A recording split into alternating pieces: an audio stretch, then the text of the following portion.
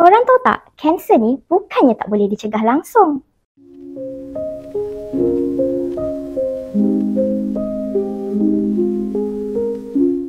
Salah satu cara untuk kurangkan risiko kanser cervix adalah dengan saringan berkala dan ambil vaksin HPV.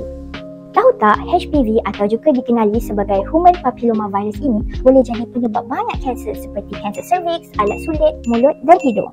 Virus HPV ni boleh stay dalam badan bertahun-tahun tanpa tunjuk sebarang tanda tau. Korang mungkin tak sedar pun kalau dah dijangkiti, tapi lama-lama ia boleh berkembang sampai jadi kanser. Sebab tu kerajaan pun ada inisiatif untuk remaja, tapi untuk yang dah habis sekolah, boleh dapatkan sendiri. Siapa yang selalu baca artikel kita mesti faham kenapa kita digalakkan untuk ambil vaksin ini mengikut nasihat doktor.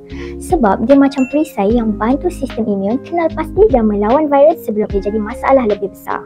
Kalau korang belum ambil vaksin, korang boleh layari je Hello Doktor untuk tengok senarai klinik yang available. Jangan tunggu lagi, beta ambil langkah awal sebelum terlambat. Lindungi diri anda dan keluarga tersayang.